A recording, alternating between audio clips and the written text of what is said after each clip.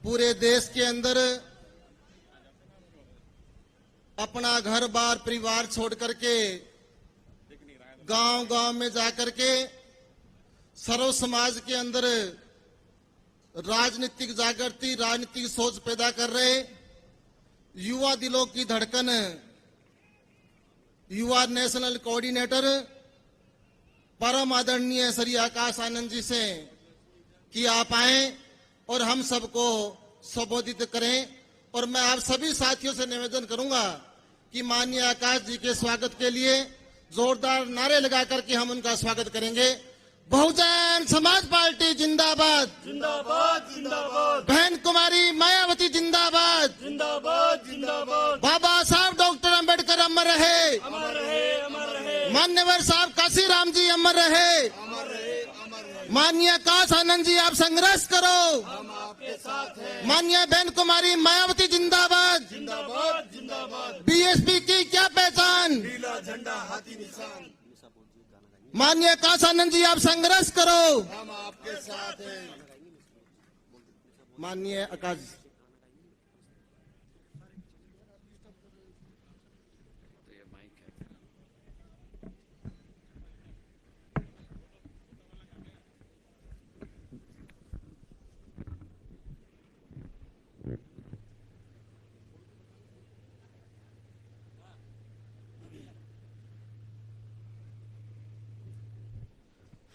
जय भीम। आप सब थक गए लग रहा है, दोपहर हो गई, काफी समय से आप इंतजार कर रहे थे, गर्मी भी बहुत है। मैं एक बार फिर से आपसे दरख्वास्त करूंगा और इस बारी दिल से बोलेंगे जय भीम, ठीक? जय भीम। लग रहा है हम सब जाग गए अब। हाँ, जयपुर हिलने वाला है क्या? आपके जय भीम से जयपुर हिलेगा कि नहीं हिलेगा? बस ऐसा ही जोश चाहिए। मुझे पता है, एक चीज अभी नोट करा, हमारे बुजुर्ग, उनमें हमारे युवाओं से ज्यादा जान लग रही है आज। हाँ, एक बार ही अपने सब हाथ खड़े कर दें हमारे बुजुर्ग जो यहाँ पे मौजूद हैं। अरे वाह, अब हमारे युवा एक बार ही जरा हाथ खड़े कर दे। अरे वाह, हमारे बुजुर्ग भी हमारे युवा हैं। आप सबसे मिलके बहुत अच्छा लगा।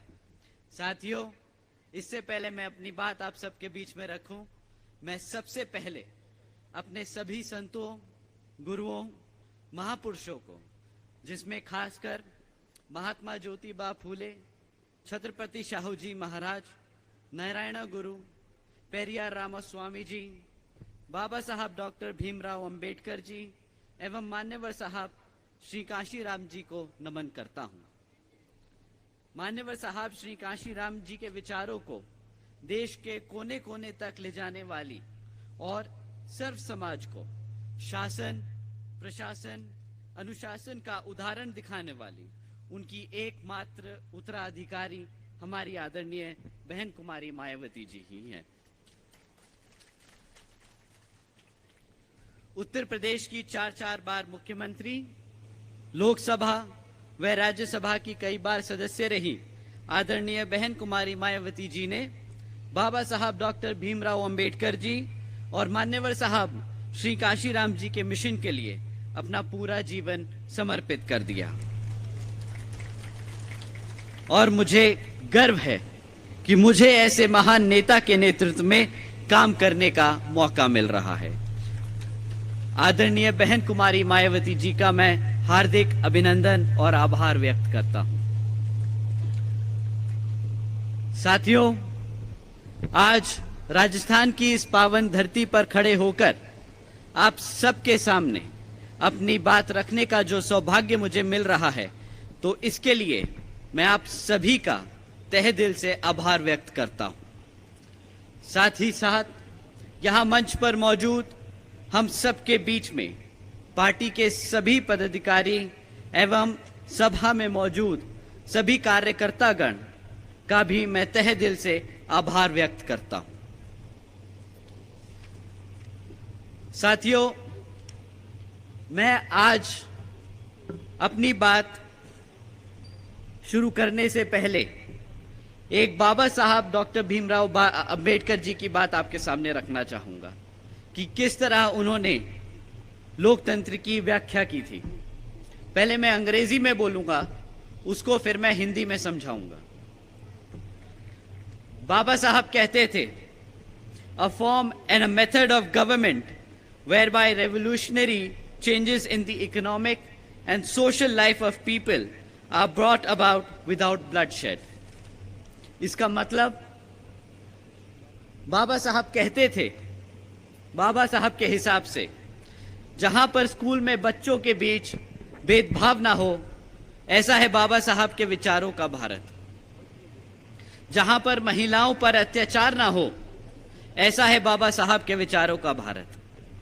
जहां पर आपका प्रमोशन आपकी जाति देखकर नहीं, आपकी काबिलियत पर हो, ऐसा है बाबा साहब के विचारों का भारत। जहां पर जाति और धर्म को बराबर का सम्मान मिले, ऐसा है बाबा साहब के विचारों का भारत। साथियों, हकीकत तो ये है कि आज यहां राजस्थान में जो कांग्रेस की सरकार चल रही है, वह सर्व समाज विरोधी है। खाली बहुजन समाज विरोधी नहीं, सर्व समाज विरोधी है। जहां पर कांग्रेस की सरकार ने वादा किया था बेरोजगार युवाओं को 3500 रुपए महीना देने का, जहां पर कांग्रेस की सरकार ने वादा किया था सस्ती गैस सिलेंडर देने का, जहां पर कांग्रेस की सरकार ने वादा किया था कई लाख युवाओं को रोजगार देने का, और जहां पर कांग्रेस की सरकार ने वादा किया था महिलाओं को शिक्षा मुफ्त कराने का। साथियों, अब जब इलेक्शन हमारे सर पे है, अब जब सिर्फ 4-6 महीने बचे हैं, तो आप ध्यान रखना, ये मुख्यमंत्री जी और कांग्रेस के विभिन्न नेता आपके बीच में फिर आएंगे और इसी तरह के फिर से अनेकों वादे करेंगे। पर साथियों, हकीकत तो ये है कि राज्य की कांग्रेस सरकार ना हमारे युवाओं को रोजगार दे पाई, ना दे पाई हमारे बुजुर्ग, हमारे बेरोजगार युवाओं को 3500 रुपए महीना, और ना दे पाई हमारी महिलाओं को मुफ्त शिक्षा। दिया है इस कांग्रेस सरकार ने हमारी जनता को तो सिर्फ और सिर्फ धोखा। दिया है इस कांग्रेस सरकार ने हमारी बहन बेटियों को तो सिर्फ दुख और दर्द। दिया है इस कांग्रेस सरकार ने हमारे युवाओं को तो सिर्फ एक झूठा भरोसा। साथियों, यहां समय आ गया है यहां की कांग्रेस सरकार को हकीकत समझाने का। साथियों, हकीकत तो यह है कि पिछली यहां की कांग्रेस सरकार ने हमारी माताओं बहनों तक को सुरक्षा नहीं दे सकी। सिर्फ पिछले 5 सालों में 1 लाख से ज्यादा महिलाओं पर अत्याचार के केस दर्ज किए गए।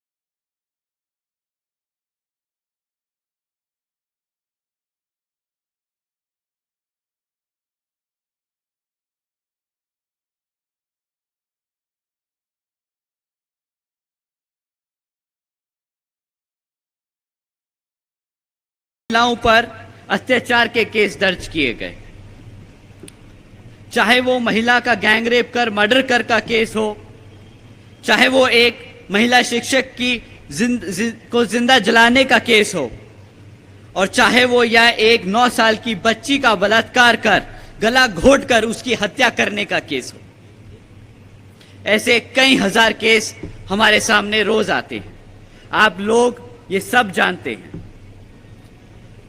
बट साथियों, जो सरकार अपनी बहन बेटियों को सुरक्षा ना दे पाई, क्या आपको लगता है उस सरकार के मुख्यमंत्री को गद्दी पे बैठने का कोई हक है? आपको लगता है कि उस मुख्यमंत्री को गद्दी पे बैठने का हक है जो आपकी बहन बेटियों को ना सुरक्षा दे पाए? हाथ उठा के बताइए कि देना चाहिए कि नहीं। तो साथियों, मुख्यमंत्री जी को ना आप ये चीज भूलने देंगे और ना हम ये भूलने वाले हैं।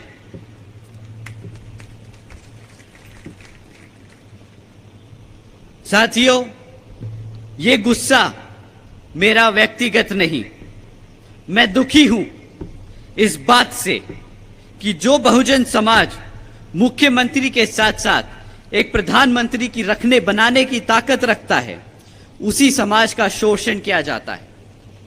और यह अकेला राजस्थान का हाल नहीं, बल्कि हर एक उस प्रदेश का हाल है जहां पर मनुवादी सोच रखने वाली सरकारें चल रही हैं। अब आप सोचेंगे कि कांग्रेस नहीं तो बीजेपी ही सही। साथियों, बीजेपी भी कुछ कम नहीं, बीजेपी की भी वही फितरत है, हमारे बुजुर्गों को, हमारे बहुजन समाज को धोखा देना, दबाकर रखना, उन पे अत्याचार करना। आपको अगर याद दिलाएं, कुछ लोग मन की बात सुनाकर ले गए वोट आपका। बताइए साथियों, ले गए वोट आपका मन की बात सुनाकर? हाथ उठा के बताइए कि सुनाई कि नहीं सुनाई मन की बात? आप सबने बखूबी सुनी। पर अब जब आप सब परेशान हैं, हमारी महिलाएं परेशान हैं, हमारे बुजुर्ग परेशान हैं, हमारे युवा परेशान हैं, तो मुख्य प्रधानमंत्री जी क्या बोलते हैं? अरे हम तो फकीर आदमी हैं, झोला उठाकर चल पड़ेंगे। क्यों? यही किया ना प्रधानमंत्री जी ने। साथियों, जिम्मेदारियों से पल्ला झाड़ना तो कोई इनसे सीखे। केंद्र की सरकार ने खूब वादे किए। जो भाजपा की सरकार है, उन्होंने करे वादे कि 10 करोड़ नौकरियां देंगे, महंगाई कम करेंगे, गरीबी खत्म करेंगे।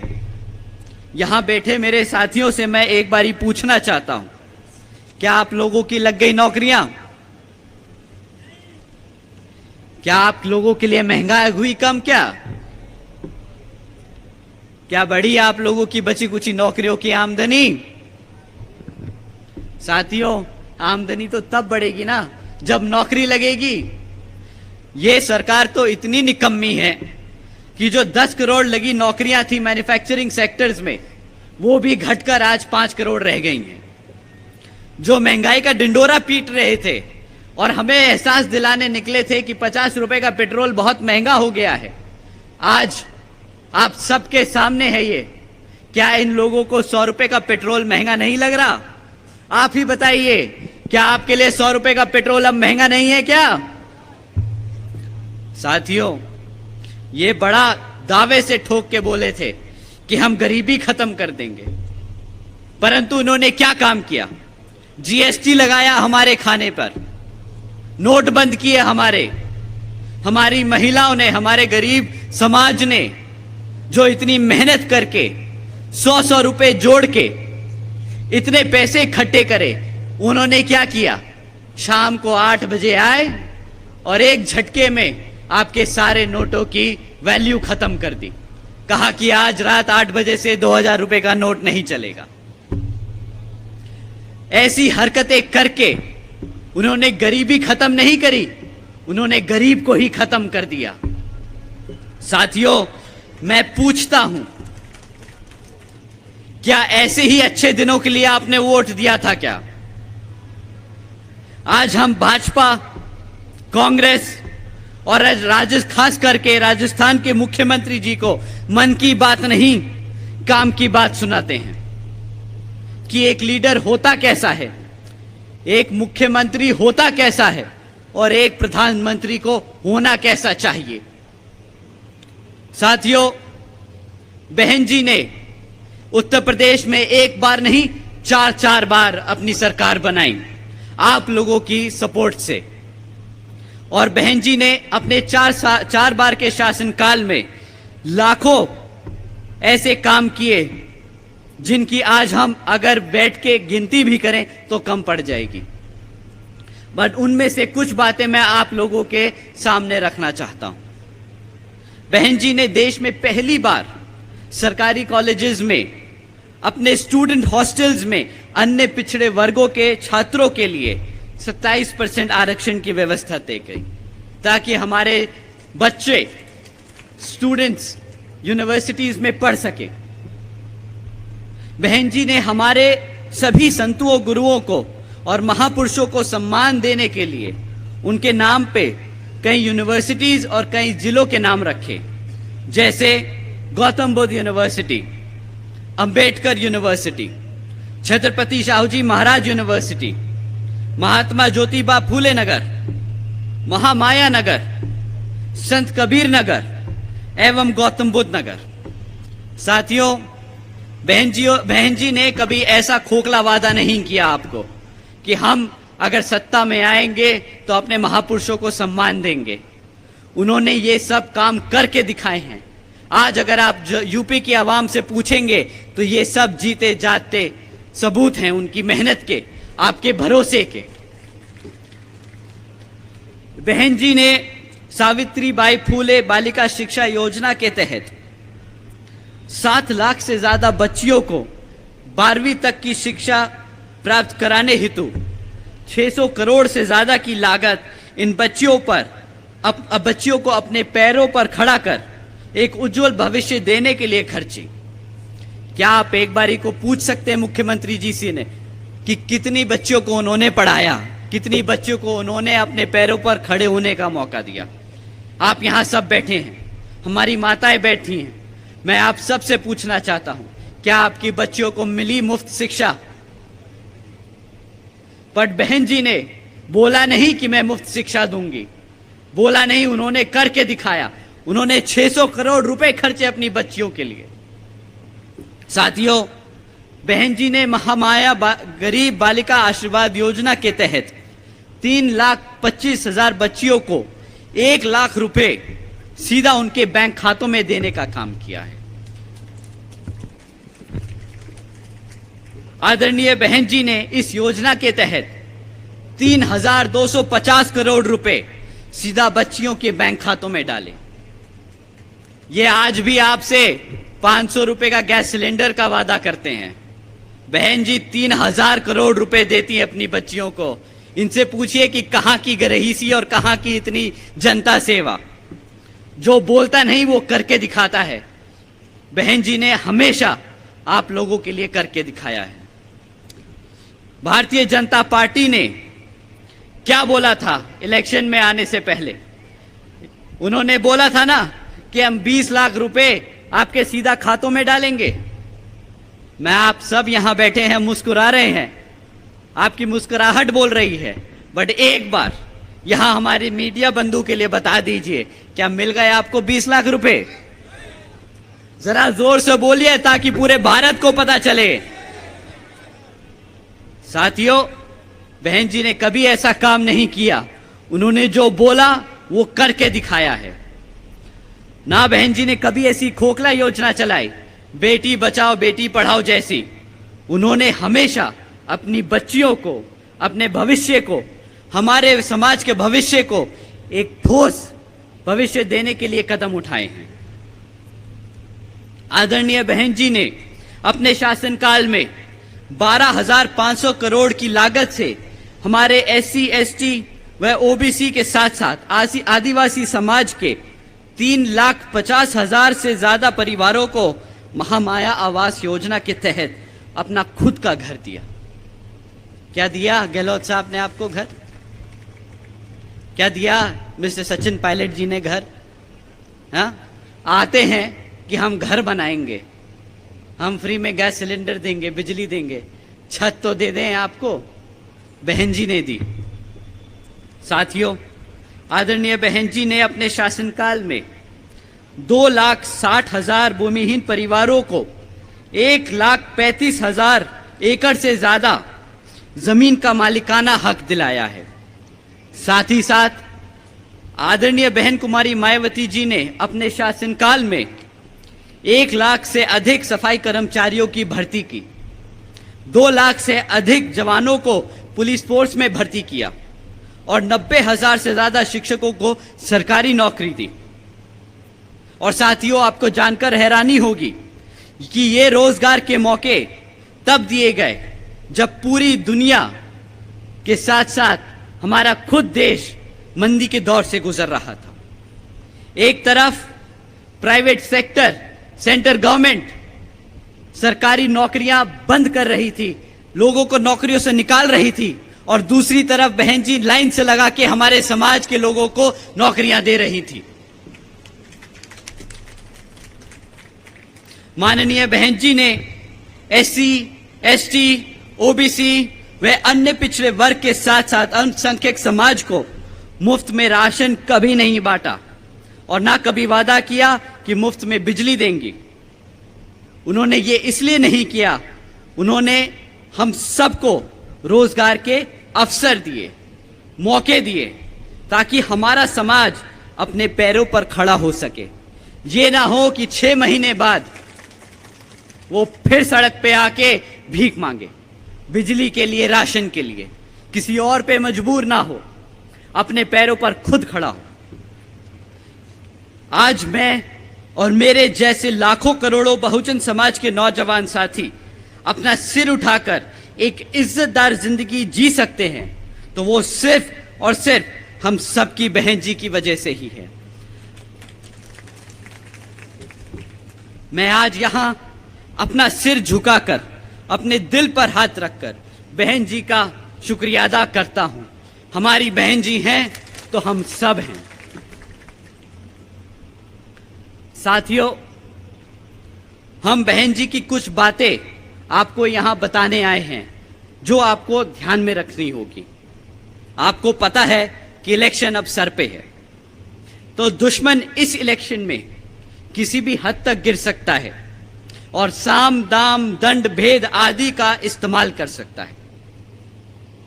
दुश्मन इस इलेक्शन में अपने चमचों को, ध्यान रखिए, अपने चमचों को जो बाबा साहब के विचारधारा को मानने वाला बताते आपको बहका सकते हैं। आपको इन सब से संभल के रहना होगा। दुश्मन इस इलेक्शन में आपको फिर से मुफ्त राशन और बिजली देने का वादा करेंगे। तो साथियों, आपको क्या करना है? आपको इन सब हथकंडों से बच के रहना है। चाहे मुख्यमंत्री आके कुछ बोले, बीजेपी का नेता आपको आके कुछ बोले, आपको सिर्फ एक ही चीज उन्हें दिखानी है, अपनी नीली झंडी।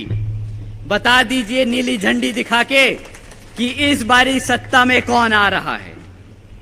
साथियों, आप सबके सहयोग से और बहन जी के आशीर्वाद से हमने ये एक संकल्प यात्रा निकाली है, सर्वजन हिताय व सर्वजन सुखाय संकल्प यात्रा।